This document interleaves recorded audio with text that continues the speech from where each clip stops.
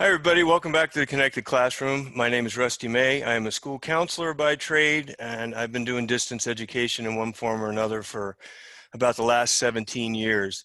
We started this show to help teachers during the pandemic kind of identify not only how to connect effectively online, but to continue or to create relationships in that difficult scenario that most of us are starting out the year in or will probably be in a very short period of time. So it's an opportunity to talk a little bit about what's going on right now.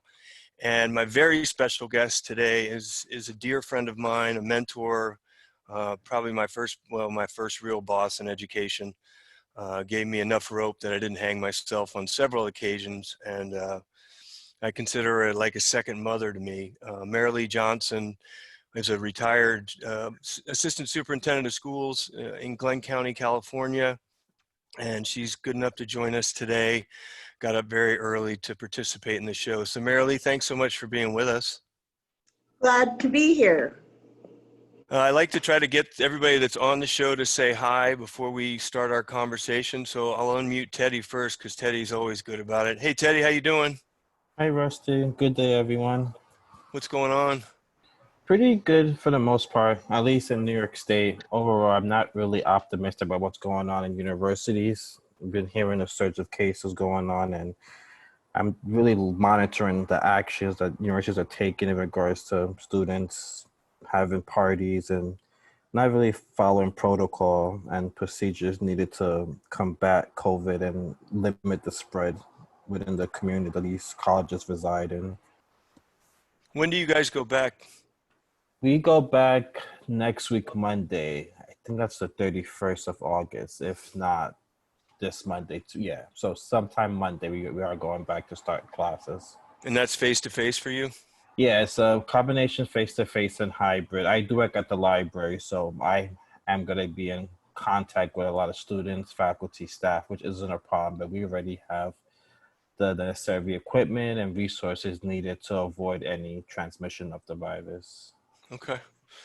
Thanks for being here, man. As always, I appreciate it. Thanks for having me. All right, Alicia Brown, would you like to say hi?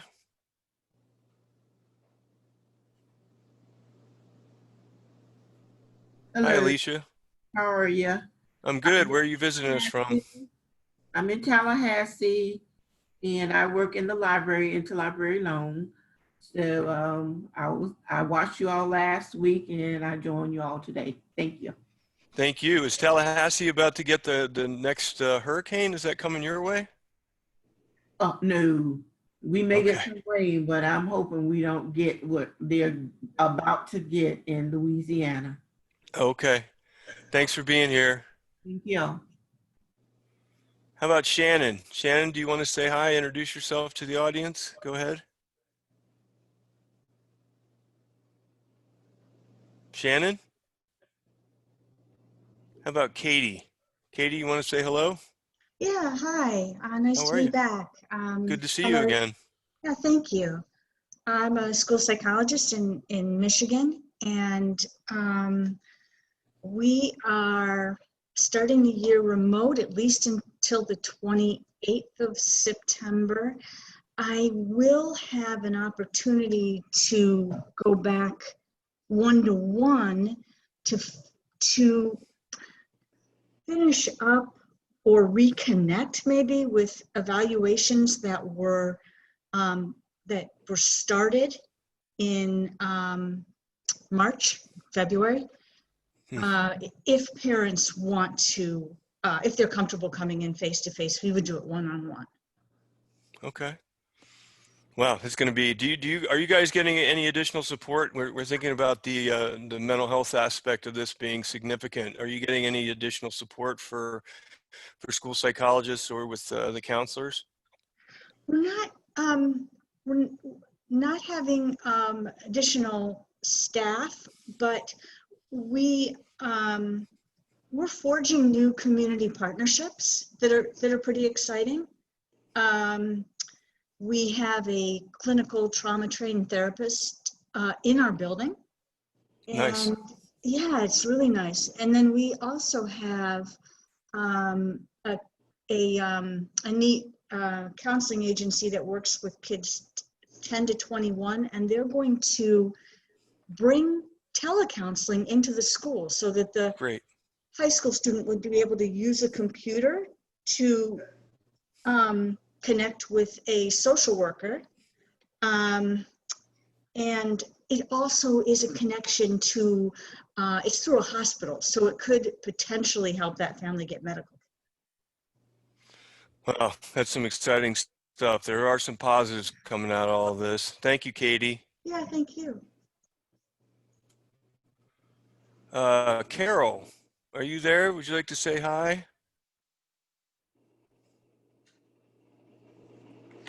Carol? Okay. How about, hi, Carol. Hi, how are you? I'm good. How are you? Hi, Where are you visiting us from? Thank you. I work at FSU with Alicia. I'm also in ILL.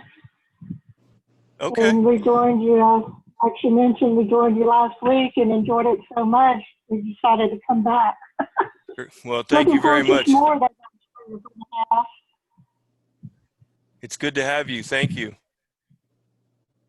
Thank you. Suzanne Powell, would you like to say hi?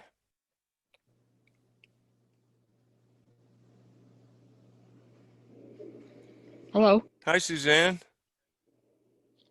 Hi. I work How are in you? correctional education for the Department of Labor. I'm in Maryland. I think we had a gentleman from Maryland last week. Do you work with him? I can't remember. I don't know. I work in correctional education for the Department of Labor. Okay. All right. Well, thank you very much for being with us. Thank- How about Sarah Whitaker? Sarah?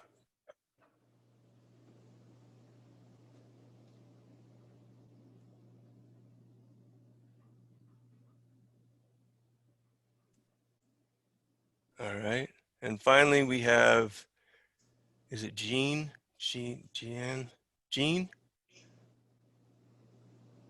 Janine? I never know how to pronounce that one. Go ahead. Hi. Are you there? Janine? Jeananne? All right, let's just get going. Marilee, thank you so much for being here. I'm wearing my hat today, my San Francisco hat. My friend Marilee Johnson, as I said, mentor, first real Boston education, now lives in the land of hats. I'm sure there's probably 50 or 60 of them hanging around the house. Her husband, I don't know, does Chuck wear a baseball cap? Oh, yeah. And Okay. a John Deere hat. And a John Deere hat. So yeah, she's in the land of the baseball cap. So I'm wearing this in honor of you today, and also thinking a lot about my home state that is being inundated by fires right now and all the other problems that we have going on. We want to talk today about whether or not we can trust what we're being told. And the reason that I'm having this conversation with you is the last time you and I talked, you had mentioned something like that, whether or not we could trust what was being said. Do you remember saying that? And can you kind of give me an idea of what you were thinking at the time that wasn't, that we weren't really getting the straight shot on? Yes. And in terms of who should we trust, I would include the government, their attempts to lock us down, their successful attempts to keep us out of school. And what should I trust? Because it appears to me about every month since March, the information that we receive changes. Yeah. And that's hard for me to wrap my mind around when all of the serious consequences that are happening happen because of the information. And So then lastly, go ahead. Well, go ahead. Lastly, school administrators, what they're telling us changes constantly, but I understand that that information changes because of the other two things that I've mentioned. So in your time in education, I know that you had a long, very illustrious career in education.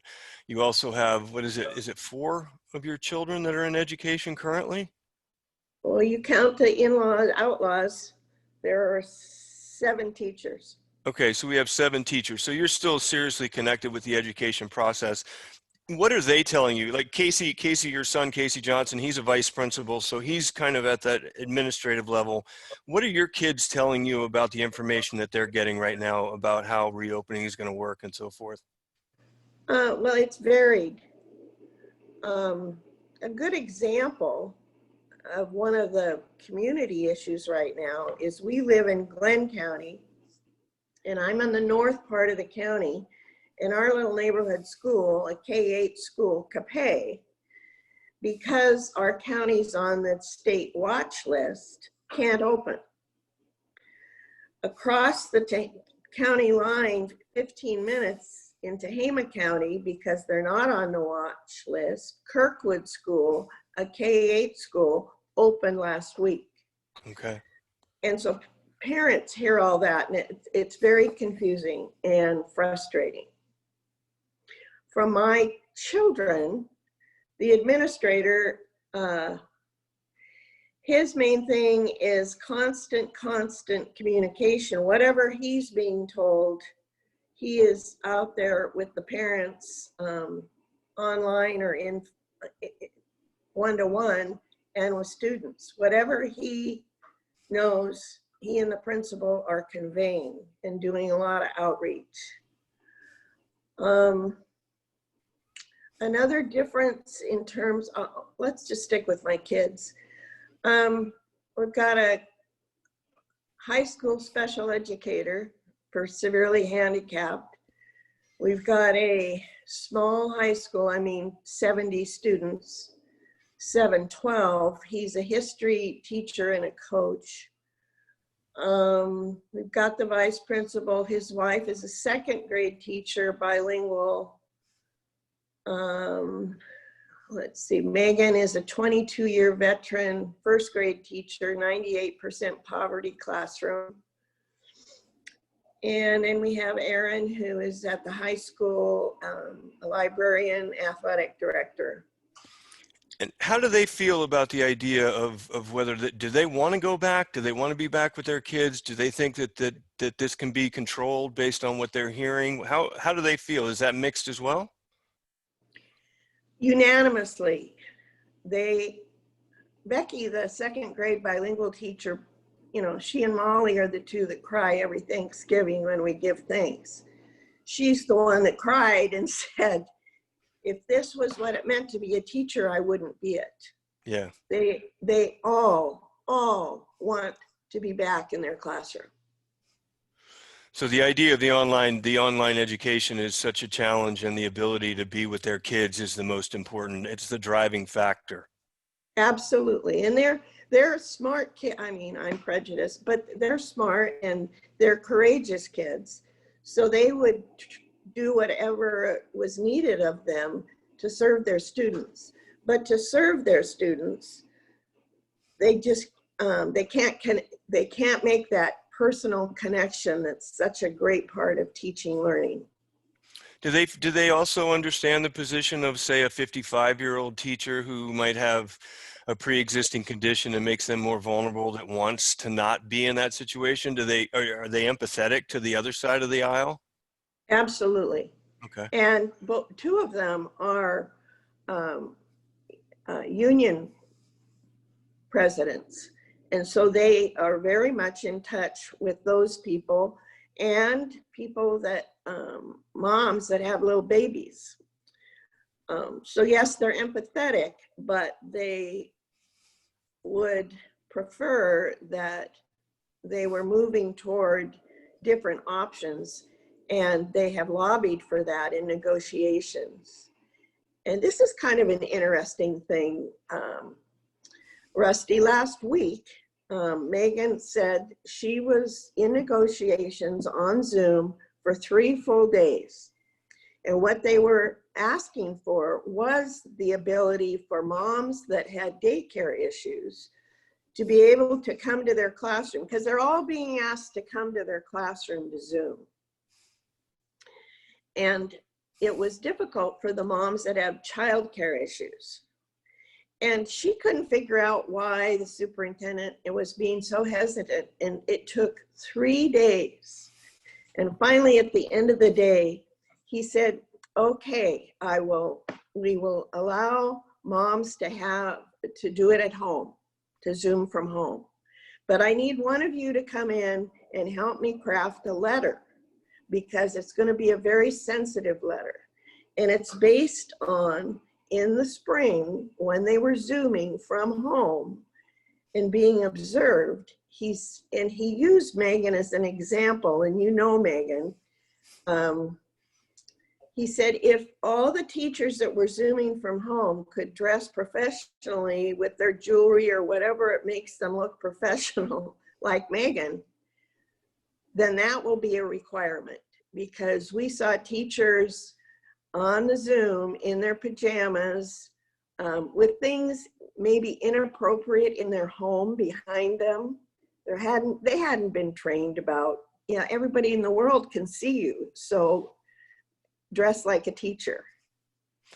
Well, I'm So it was surprised he didn't get fired for that. You think right now with the politically hot topic of anything that is considered to be the least bit, sexist or anything like that, that he would have gotten in trouble. I mean, obviously it makes sense. You're going to try to lead by example, and you have to be sensitive to the fact that people are watching. I can remember doing one of my daily shows. I did my 1-minute videos that I do, and I got a teacher that sent me back a comment that I have these background pictures that pop up about every 10 seconds during that 1 minute. And one of the pictures actually had a gang sign in it. And I didn't even know it was a gang sign, but apparently this teacher saw it and recognized it and, kind of really, really read me the riot act about putting something like that in the video. So it is something that we have to get used to and that we have to teach teachers about. But my concern, and I want to think about it from the administrator side, when you were the assistant superintendent of schools, what I'm hearing more and more from teachers is that in places like West Virginia, for example, I have family teachers that are there that have told me that they were promised at the end of last year that their class size would not be any bigger than 18 students. And that would allow them to provide the social distancing necessary to do in-school meetings. That since then, as of last week, that number's been moved up to 26. And now, because of the financial ramifications of what is the reality of what's happening and the financial ramifications, do you think, or are you hearing from anyone that the districts are going to have to take steps backwards in terms of their safety protocol? Safety protocol, you mean like in distancing in classrooms? Distancing, whether or not we have again, what's going to happen if we have a sick teacher? Because one of the things that we know in California is that substitute teachers are very, very difficult to come by. And so where are the substitutes going to come if somebody gets sick? Where's the money going to come? We're talking about busing, for example. If you're talking about busing and cutting the number of students on a bus in half so that you can social distance those students, where are you going to get the additional bus drivers? So ideas like that, obviously, if you're talking about a small school like Capay or schools where parents usually drive, Capay does also have a bus driver. I know they have one. I think the janitor is also the bus driver. So what's going to happen when the reality of the safety protocol bumps up against the reality of the economic problems that we're facing right now? Well, traditionally, if you go back, we've had many years in education when, especially during our recession, when funding was a huge issue in education. And you will have funding issues in this crisis, because I believe parents will get tired of this, and they, if offered choice, will make choice and will leave public education, which is a concern for me because of the children that will be left. But funding goes down, you know what happens, things get cut. But that's the thing, that's the safety protocol, right? And so that's kind of what I was thinking when I thought about this show, was that how sure are we that what they're telling us, like, we're going to provide this, we're going to provide that, we're going to do these extra things. I'm very excited to hear what Katie's talking about with community partnerships. And I had Jim Scribner from CAPE on here a couple of weeks ago, and he talked about Glenn County Office of Education years ago tried to put together some community activities to make sure that we realized that how important the education process was, but it couldn't just be done by the public schools. It could be done by community organizations as well. And so maybe we're moving in that direction. But back to that idea of public education, what is your concern? Because my concern is that the parents who have money are going to do what they can do. And so whether it's the Zoom pods or the educational pods or whatever they're bringing, they're hiring their own substitute teachers. They're bringing people in from the outside. They've got communities. They bring, they got 10 kids in the community. They're bringing them to one house. They switch houses for every day of the week, but the tutor comes every day and helps them with their online education, even as they're going to different schools. You've got charter schools, you've got micro schools, you've got all kinds of things popping up online. The parents who have money and the kids who have mostly, for the most part, who are able to maintain themselves or get the services outside of school that they need, i.e. food and other things like daycare, they're going to go away. And so are you thinking the same way I am, that the public education system is then just going to be a bastion of people who don't have another choice? Yes, that's my concern. And I think a good example, and you mentioned the shortage of substitute teachers in California, maybe that's true all over, but in Los Angeles, when I was involved with the California Teacher Credentialing Commission, the number of emergency credentials given in LA to some of those inner city schools was pathetic. And the teachers that were the experienced teachers, which those kids, if anybody needs experienced teachers that care, it's those kids. And they were moving out to the suburb schools. And so the inner city schools were left with someone that had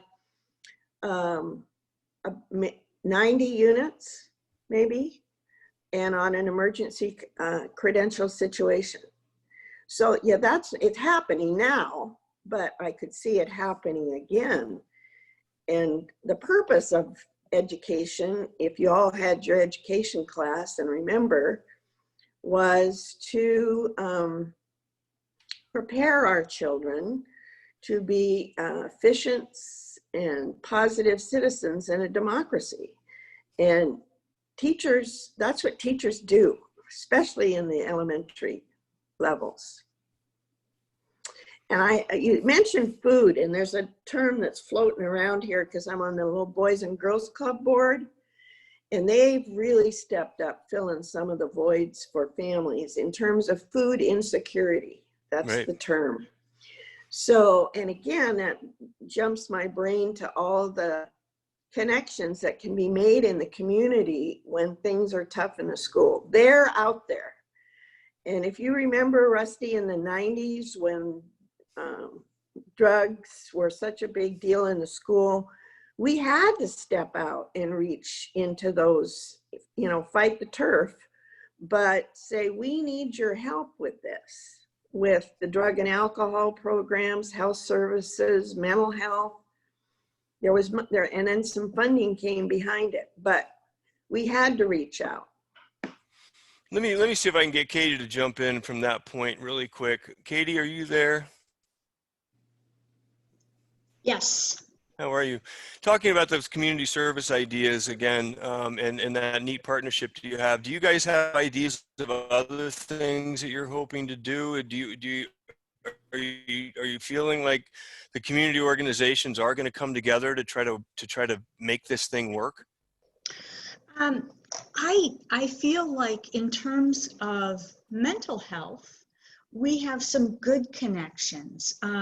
We have local community care agencies willing to come into the schools and do training with staff on mental health first aid training, that kind of thing.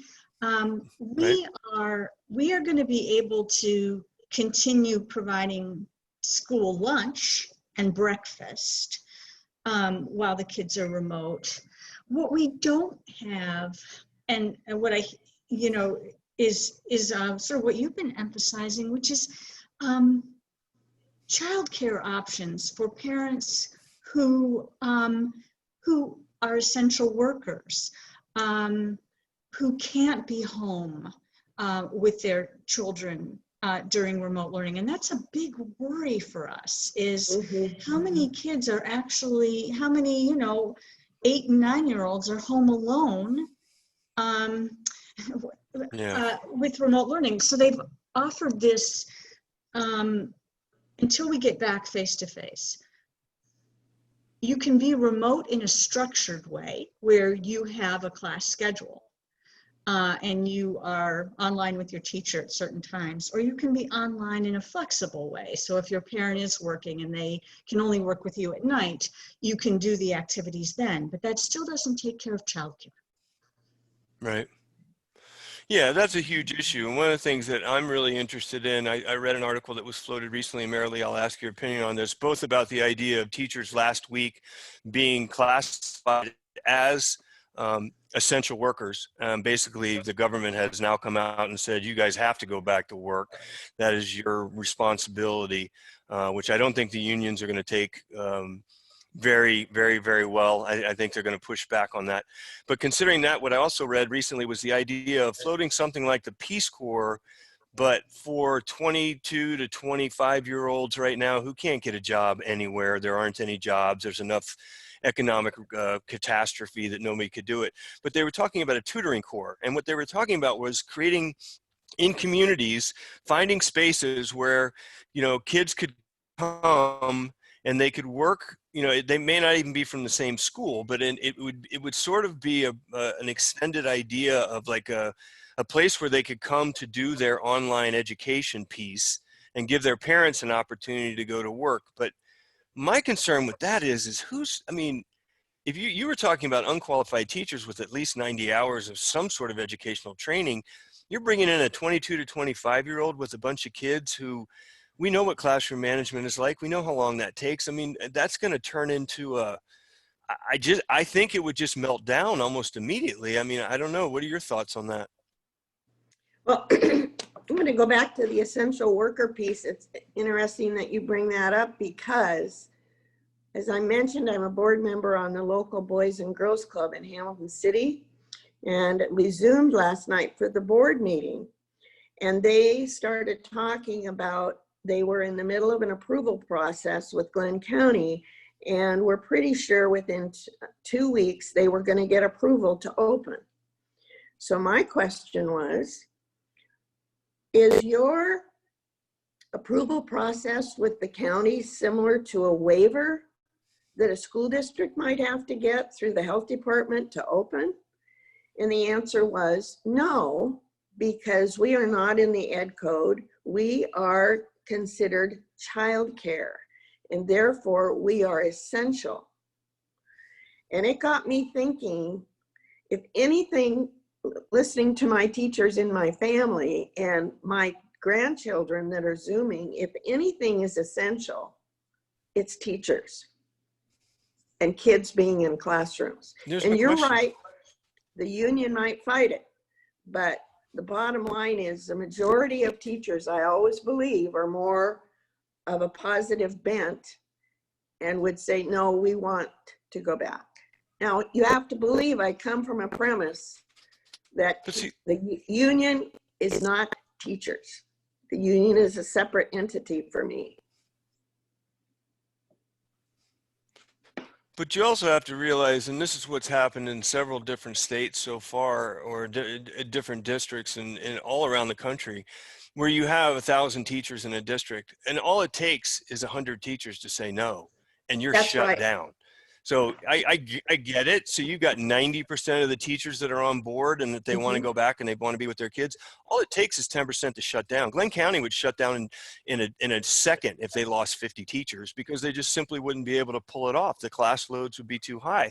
And my concern then goes back to even, you know, your family, as empathetic and as educationally focused as they are, the level of stress that they must be dealing with right now. And if something like that happens where they actually get additional students in their class, or they're teaching online to 35 to 40 kids as opposed to 20 kids, where is it at some point? I mean, and again, I guess this goes back to the premise of the show. Who can we trust, or can we trust what we're being told? Is this really about the education of children? Is this really about daycare? Is this really about getting the economy restarted? It's really about all of the above, I believe in my heart that that's what it's about. But at the end of the day, the teachers and the educators who were heroes in April and May of last year are now being scapegoated as some sort of, you know, bad person if they're fearful of the situation that they're in. And based on what you said previously, they're getting new information every week. They have no idea how things are going to go. Everybody expects some sort of boomerang from the virus that comes back during the flu season. The idea of trying to manage kids with masks and social distancing, especially in the elementary environment, where are the teachers going to get the energy to continue to get through this if we're looking at another 6 months? Well, I had a conversation with Mr. Scribner about 4 or 5 weeks ago, when they were in the midst of preparing what they thought they were going to be doing this fall. And he had been to a county meeting, and I asked him, I said, did any of those superintendents make any mention of having any kind of a sit down and deal with your fear talk with teachers? As an administrator of human resources, my classroom that I looked out for was staff and teachers. So I'm thinking they have just as much fear about all of this dilemma and misinformation and changing information as anybody. And like you said, it might be a 55-year-old that has some medical issues. It might be somebody that has her older parent living with them. It might be a parent of a special needs child. They might believe that the virus is real, or they might not. Or they might think that they're being duped by the government. You just don't know what fears they're dealing with. And it would seem to me, logically, we would deal with those fears before we would ask them to deal with the kids. That makes a lot of sense. I'm going to ask Katie that question real quick. Katie, can you jump in real quick? Are you guys doing anything to deal with teachers? Yeah, the teachers, because about half of our parents have chosen to stay virtual for at least one semester, and the other half of the parents have chosen to return when we can. Teachers also had a choice. What I don't know, because it's none of my business really, is if every teacher who asked was able to get a virtual assignment. You know, I don't know if there were more teachers who wanted to go virtual than we could really place that way. Do you have any sense of the economic breakdown of that half and half? Wow. No, I can tell you our school is over 75% free and reduced. Okay. All right. So that's an interesting statistic that 50% of, if you imagine that 75% are free and reduced, that means 25% of free and reduced parents decided to stay virtual, which is that's an interesting, I'm surprised by that. I would have imagined it more along the economic divide that's dealing with right now. All right, thank you, Katie. Yeah, well, there's another factor too, so, is that we are a charter school. So Okay. we have parents who Oh. are coming from all different areas. We do have bus services, but some of them may make the decision that the cost going back and forth is not worth it economically. I don't know. That Yeah. worries me also. Some A of lot of them may choose to go to a school closer to them that is opening right away. Yeah. Well, thank you. Yeah. Teddy, I'm going to ask you to jump in if you're still there. Are you there, Ted? I'm Teddy? here. Is there anything being offered to your university teachers? Any sort of assistance in terms of this? Now, we've talked about this in shows in the past. You know, I think you've been to almost all of these. But we've had conversations before about the idea of grief and that everybody has suffered some form of grief and that they're in that. Is your university or your union thinking at all about providing resources for you guys? Well, we already had resources prior to the pandemic. The Employee Assistance Program, I think EAP is what it's referred to on campus. They do a great job in terms of referring help, assistance in all capacities. I think back to one of the original questions was in terms of childcare. That's been a huge issue in terms of how do we help faculty and staff who have children who may be going remotely but may not have the accessibility to have someone cater for the kids while they're at work. As in one of the biggest issues outside of providing testing either on a bi-weekly, a daily basis, the main issue, I think, looking at how we've had discussions among union reps and just the union itself is how do we provide childcare for those in need? And are there any ideas at this point? No, there hasn't been any discussions further past just the thought of what can they do. And I think given the infection rate and how other universities have handled COVID-19 cases in terms of students making really bad decisions, we really don't know what to expect. We're all embracing to go back, in small capacities. We got to have some staff members working from home, but majority are planning to come back to teach. And the biggest fear has always been, well, what happens if an outbreak comes in? Do we go back remotely? Now, what happens when we have to take care of our family members? What do we do from there? And I think the budget cuts will also be another concern down the road. Absolutely. Thanks, Teddy. Marilee, you got Rusty? something? Go ahead. Yeah, one of my dreams when our office built that new building, Mm-hmm. I lobbied on the blueprint for two things. One was kind of a workout room. And secondly, a daycare room, following the corporation model where they provide daycare where the moms have to work. I couldn't get to first base with that idea, but my granddaughter is a daycare provider. She has 8 little children in her home every day. So our essential workers are having to take their children to daycare where there are other children. So even though somehow or another, you could bring funding into it, but take the funding piece out, perhaps an idea for moms that want to be back in their classrooms, schools could entertain the idea of having a daycare at the school. Yeah, that's a great idea. It'd be a lot easier to do that than to try to manage it from home. That makes a lot of sense. So it might be something that you bring up with your kids who are union reps and they could talk about that.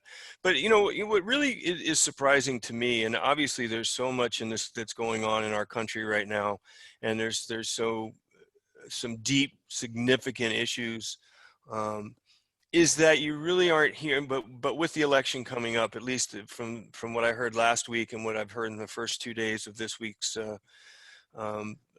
their whatever you call them, their committee conferences or whatever they do, nobody is really talking about daycare and teaching and those things. When you think about what we've experienced over the last 6 months and how much it seems to us, and maybe it's just myopic because we're educators, how important these issues are, but I don't hear either side really significantly talking about these issues as being issues that, like you said, corporations understood this years ago. They understood that we had to bring daycare in order to get the quality workers into this, and we want to get people back to work. So then how do we take care of the kids, and what is the, but I'm not hearing anybody talk about those kinds of things. And back to that, the idea of the Boys and Girls Club, I've floated that several times, where you could do online education for 3 hours a day at the Boys and Girls Club, and then you could still do 3 hours at the Boys and Girls Club of after school kinds of activities or exercise activities and so forth. Do you get the sense from the Boys and Girls Club that you're on the board of, that they're going to be involved in that, or are they going to just be daycare for a full day kind of thing? No, they have an well, it's interesting. They've had to change their 3 main goals. Let's see, I wrote them down. They've moved now to number 1, education support, 2, social emotional learning, coping mechanism, and 3, child safety. Right. But they still have the education component, and they are doing that virtually. And they have the capability of going out to the home as well. So they've been talking about, if the parents, and in this community, the parents' language is an issue. So therefore, technology is an issue in those homes. And they can go out and help whether they need a hotspot for Wi-Fi or a Chromebook, they can help them with that. All right, we're coming up on. Rusty, when things get dire, when things are gloom and doom, sometimes that's an opportunity for big changes to take place. We've been talking about that on the show the entire time. I hear what Katie's saying, and it's happening in Michigan, and we've heard so many positive success stories. I think that the hybrid model is going to become something, because there are a lot of teachers who are saying that they're enjoying some aspects of the hybrid model, and that it's kind of like the flipped classroom. It's kind of forced us into that modality. We understand the connective piece, we understand the relational piece, but we also know that some of this stuff can be done better or it can be done more effectively in the with technology, or as effectively. I don't disagree with you. I think that happy stuff is coming. I was going to say, we're coming up on our 45 minutes. Do you have some thoughts about what you think the education is going to look like 5 years from now?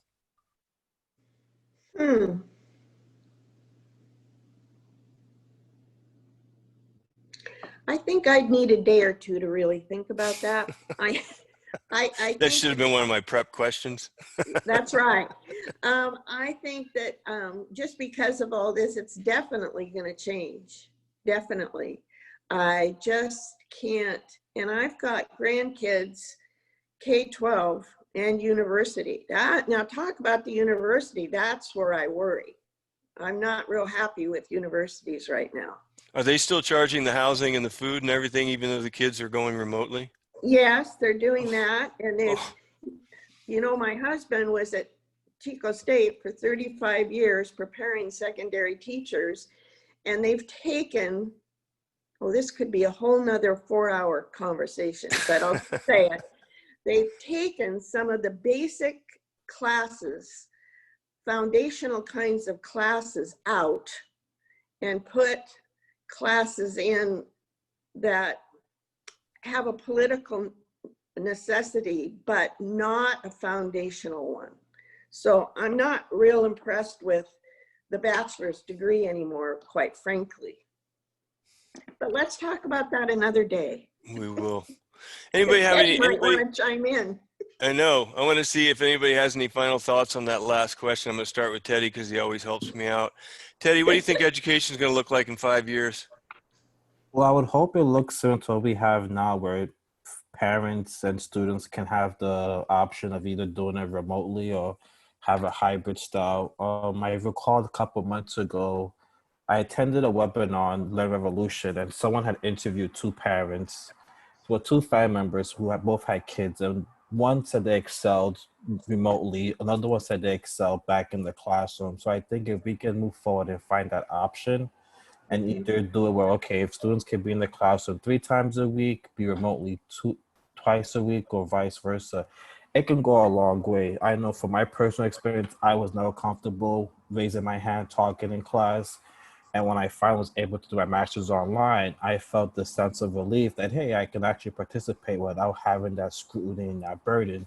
So I would hope to see a hybrid style down the road. And, for folks who've been having their kids, you know, teach them from home, why not have that option as well, and at least have someone check up on them and see if they meet the necessary requirements as we have done in the past. Well, you've certainly overcome your fear because you've been the best guest on this show since the very beginning. So I appreciate it as always. Thanks, Teddy. Thank you. Katie, how about you? What do you think education is going to look like 5 years from now? Well, in addition to, I hope, embracing our role as a social service, I guess, as a social service and not simply academic instruction. Yeah. I hope that continues to evolve, and I think it will. Good. In addition to that, I would love to see maybe a return to an emphasis on building citizens and not so much on academic criteria, or not so much on the teaching the test, Yeah, but creating really citizens. a well-rounded, happy person who takes joy in learning And takes joy makes in an being a part of impact. their community. I think Mary Yeah. Lee mentioned that at the very beginning. Being academically gifted is one thing, but being civic and being civics is something we should rethink what that word means right now, especially with the level of dialogue that's going on on the political side and everything. Raising kids that know how to have an argument when they disagree and agree to disagree, or try to figure out a way to work it out. Those kinds of skills that you and I have worked on our whole career, which everyone has called soft skills for years. I mean, those are the skills that the kids need right now, especially we have no idea what the economic outcome of this is going to be. And we definitely know it's going to be a long time before there's a bunch of really good middle class jobs again, or whatever those are going to look like, considering how fast everybody's going to robotics, how quickly people are figuring out ways to change to automated checkout and doing all that. The kinds of skills that you and I have based our career on, as well as Mary Lee and her work, as I work closely with her in all those regard. Those are skills that we know are going to be vital as we move forward, whatever the future looks like. Yeah, and I see our high school age students, our college age students, our young people ready to run with it if we give Yeah. them those opportunities. Well, thanks again for being here. We really appreciate it. Thank you. All right, Alicia, Shannon, Susan, Sarah, Carol, Janine. I don't know how to pronounce that. What's Jeanne? Is that Jean? Jean. Jean? Okay. Do any of you guys want to jump in? I'd love to hear from you. What do you think? Alicia, do you want to tell us? What do you think education is going to look like from the library perspective in 5 years? I don't know. You don't know? No, it's changing so fast. What teachers are asked to do now. My mother was an educator for 30 years, and I don't know how well she would do. She's over 80 now, in this climate right now that they're asking teachers to do. So I'm hoping for progression. I'm hoping that a lot of children won't be left behind because of what they're asked to do now that is not normal. It's a scary time. So I don't know. I really don't know. I'm hoping for the best. Well, I'll tell you, it's interesting. One more thing. Go ahead. What's happening to children who don't speak English? Yeah.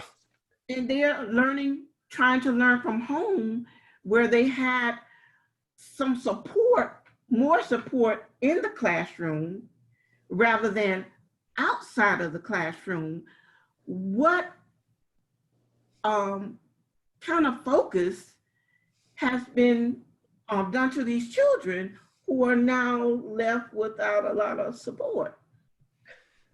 Probably none. I mean, honestly, obviously that's not going to be an issue that's going to be at the front of anybody's thing, and it's significant. You talked about being left behind, whether it's because of technology challenges or if you only have the economic reality is that you have one laptop or one computer in the house, and you got 3 kids who need to use it. You got a parent who needs to use it. All the folks that are out there. There's so many different things that we're not prepared for, but hopefully that's another thing that I read recently is about the laptop companies. HP promised a certain district and they're 9,000 computers short. They're trying to get all these computer orders up and going. And because of the situation with China right now that we're in, it's very difficult for them to have laptops produced. And so, yeah, there's a lot of challenges, and I agree it's scary, but I also agree with Meryl Lee. I think this is a pivotal moment in education. I'm really excited to be a part of it. I'm glad that I'm here now trying to figure these things out, and I so much appreciate you guys who join me each week because you know, you're going the extra mile to try to think about these things, and I really appreciate it. Rusty, do you have a minute for me to share from my CASA voice? Yes.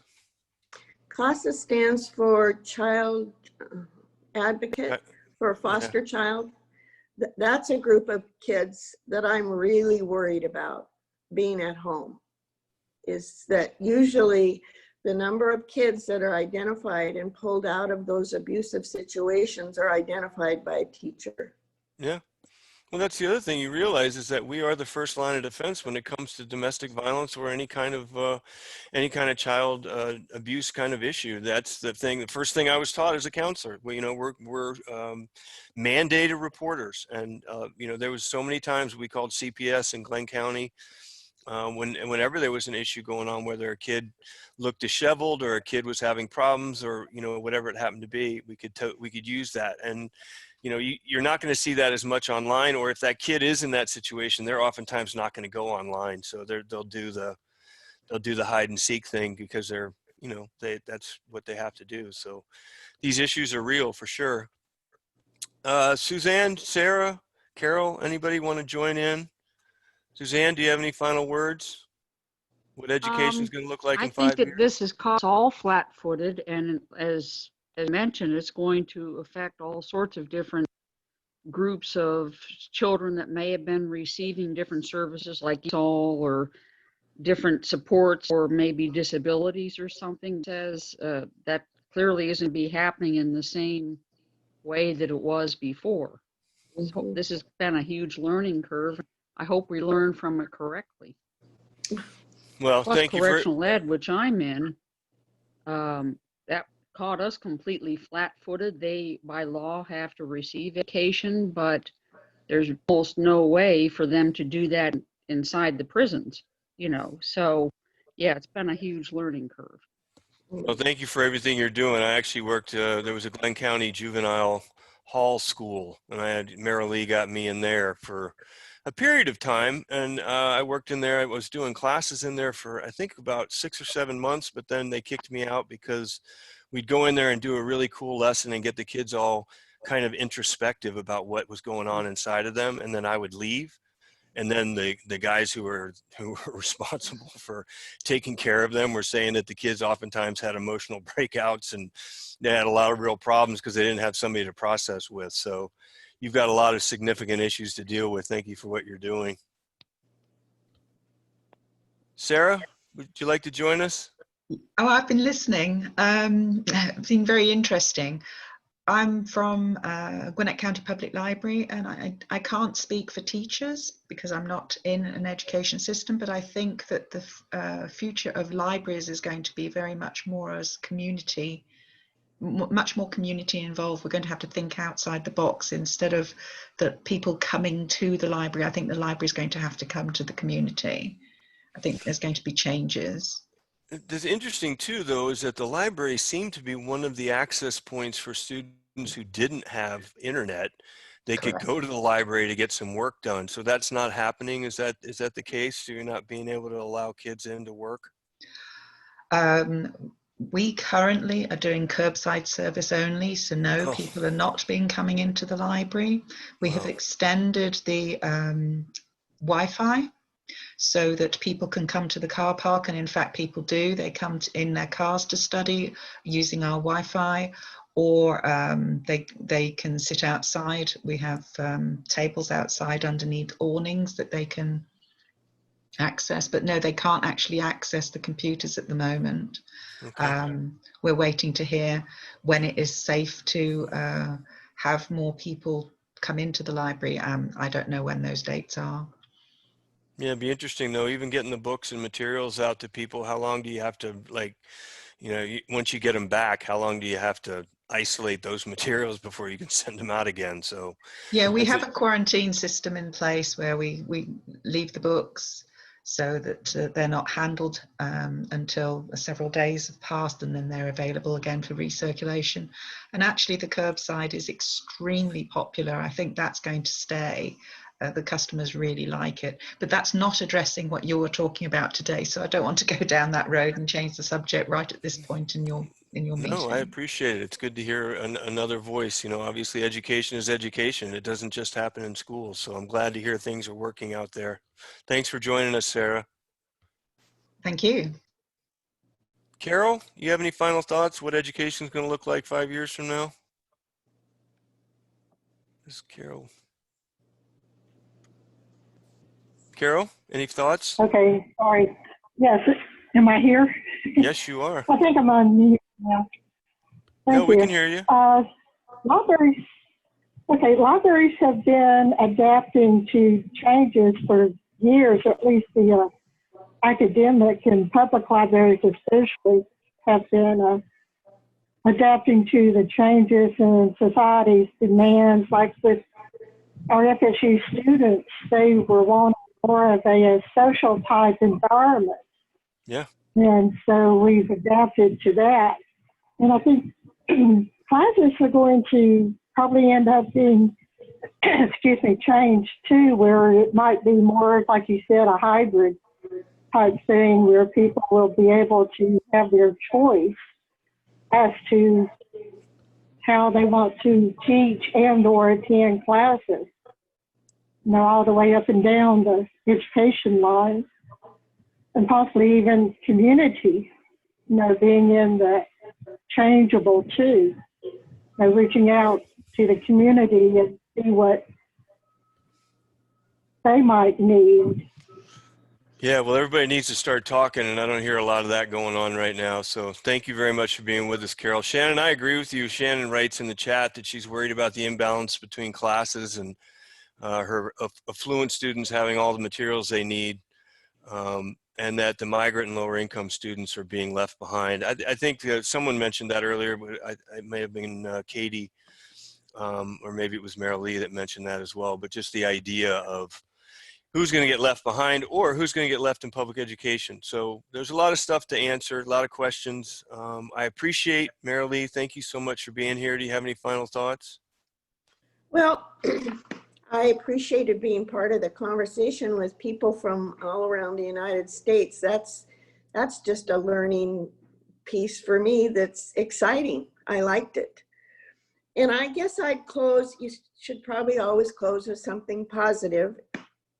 And my husband, who prepared secondary teachers, I've heard him say to our own teachers as well in the family, that he says, you never know what dark places these kids come from into the sunlight of your class. So for those reasons, I'm hoping that kids can get back to school with their teachers and in a way that gives kids and adults the choices that they need to feel safe and secure in what they're doing. Well, thank you so much again. I like that. I'm going to keep that idea in my head. The dark places they come from into the bright light of your classroom. Never forget how important that is. Thank you. Thank you for everyone that's here with us today live. And I know a lot more people are watching these on the pod or listening to this on the podcast and also watching the recording. So if you've had a chance to do that, thanks for being here. On the Connected Classroom, you're welcome every Wednesday. We'll be here at the same time and looking forward to continuing the conversation and trying to obviously just be a place where teachers are unmiked and can have a chance just to talk about some of the things that they're experiencing and also some of their concerns. We're not trying to fix anything or come up with all the solutions. We just simply want to provide a resource for teachers and educators, a safe place where they can have a conversation. So my name's Rusty May. SchoolToolsTV.com is my daily social skills video that you can watch anytime. SchoolToolsTV.com is open right now to everyone. It's K-8 usually, but I think right now it's K-12 for sure. It's just a 1-minute daily video that talks about a lot of these changes and what's going on for kids. So please visit it if you get a chance, and would love to get your feedback. And join us next week on the Connected Classroom. Marilee, thanks again. Please give Chuck a punch in the arm for me and a hug to all your kids. I can't thank you enough for being here, and all of you. Thanks for all you do for the kids in your care.